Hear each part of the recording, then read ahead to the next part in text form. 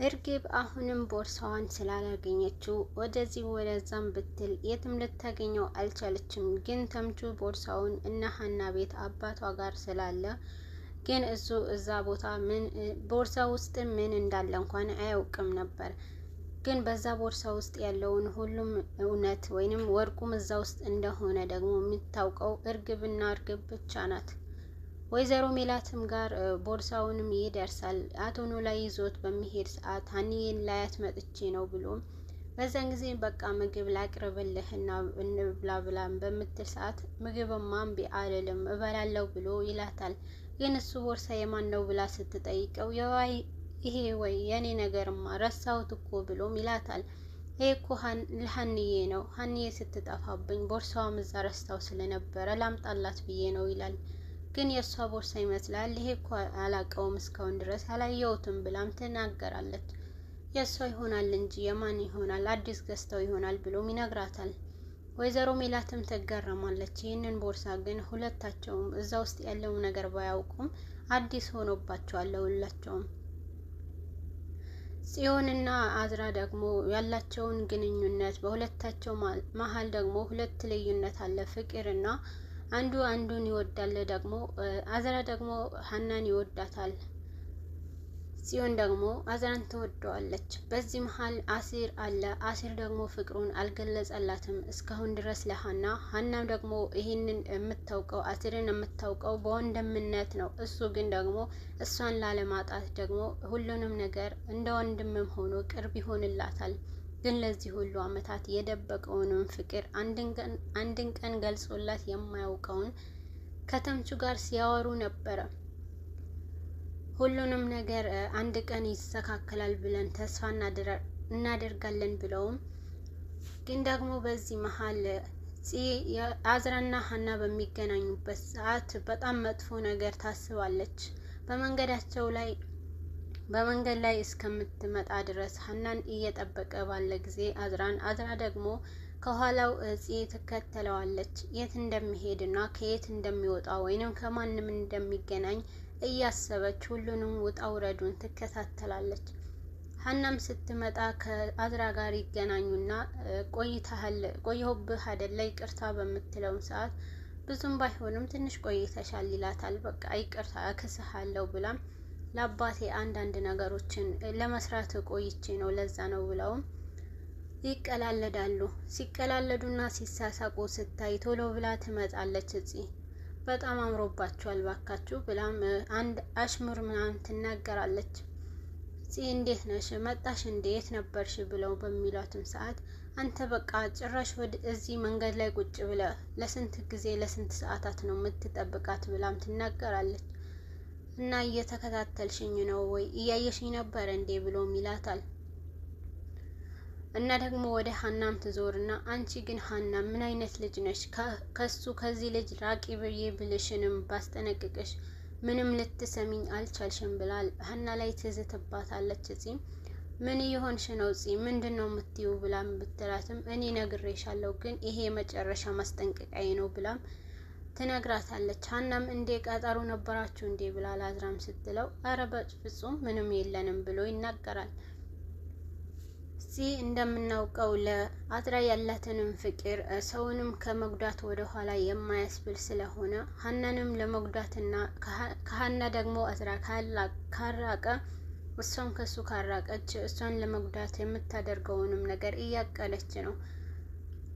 አዝራን ደግሞ የሚወዳት አንድ ትምህርት ቤት ውስጥ አንድ ልጅ አለ። ግን እሷ ደግሞ አትወደውም። የእሱ ሁለታቸውም መሀል ልዩነት አለ። ሀናን የሚወዳትን አህል እኔንም ቢወደኝ ብላ ትናገራለች። ግን ደግሞ የሚወዳትንም ጓደኛ ይህንን የሚያፈቅራትንም ልጅ ምን አለ አዝራም እንዳንተ ባንተ ቦታ እሱ ቢሆን የወደደኝ ብላ በራሷ ትናገራለች። ግን በዚህ መሀል ሁለቱም ጸብ ውስጥ እየገቡ ይገኛል። አዝራና ሀና በመንገድ እየሄዱን አሲርን ከቤት ነበርና እቤት በቃ ልሸኝሽ ብሎ ስለናፈቀችው ስትጠፋበት አሲርም ወደ ሀና ይሄዳል።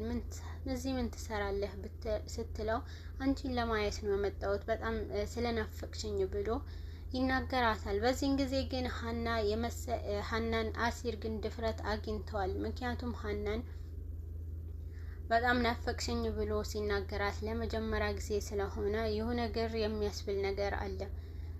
ግን ደግሞ በዛ መሀል ስለ ተምቹ ስትጠይቅ ነበረ። ተምቹንም ስትጠይቀው አይ ተምቹ በዚህን ሰዓት መጥፎ ሁኔታ ላይ ነው ያለው ብሎ ይነግራታል። ምን ሆነዋል ብላም ስትልም ፍቅር እያምሸበት ነው ስትል ሲላትም እና ግን ምንድነው እስካሁን ድረስ ችግሩን አልፈታውም ወይ ብላ ትላለች። ችግሩን አልፈታውም አዎ ግን ብሎ እና እሱ ወንድ አይደለ እንዴ ሁሉንም ነገር ለምን ግልጽ አያደርገውም ብላ ትላለች። እንዴ የኔውን ብትሰሚ ይሄኔ ሴት ነው በሱሪ ይሸናል ብለሽ ልትይ ነው ይላል በውስጡ። በቃ አሁን እንሄድ ብለው መንገድ ሊጓዙ ሲጀምሩ አዝራ ይመጣና በቃ አንቺ ከሰው ጋር ነሽ በቃ ሊሄድ ይላል። አይ አሁን አሲር ይሄዳልና አብረን እንሄድ ትላለች። በዛ መሀል ግን አሲር በጣም ይከፋዋል። አዝራ ከእሷ ጋር ተቃቅፈው ሲሄዱ በጣም ቅናት ይዘውና በውስጡ እንዳረፈደና ወይንም ሀናን ከኔ ማን ሊወስዳት ብሎ ውስጡም ይጨነቃል።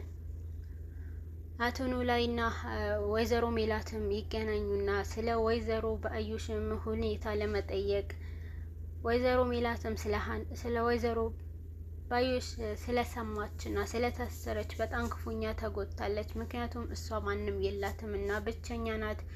እኔም ምንም ብትጎዳኝ እንኳን እኔ እሷ ልጎዳት አልችልም ብላ ስለምታስብ መጀመሪያም እንኳን እሷን ይሄንን እንዳደረገቻት ካወቃች ጀምሮ አንድም ነገር እርምጃ እንዲወሰድ ለማንም ብላ አንድም ነገር አልተናገረችም ነበር። አሁን ግን ተቀድማለች። አሲርና ተምቹ ባደረጉት ነገር ባዩሽም እስር ቤት በመግባቷና ይህንን ስትሰማ ክፉኛ ነበር ውስጧ የተሰበረው። ማንም የላትምና ብቸኛ ናት። የት ትገባለች? ማንስ ይጠይቃታል? ብላም እያሰበች ከአቶ ኖላዊ ጋር ደግሞ ይህንን ያለችበትን ሁኔታ አጣርቶ እንዲነግራትና ከስር እንዲያስፈታት ስትጠይቀው ነበረ። የምትዩ ነገር ለራስሽ ከገባሽ ግን አላቅም፣ ግን እንዴት ብለሽ ነው ከእስር ቤት አንቺ ይሄን አክል አድርጋሽ የምታስወጫት ብሎ ይላታል።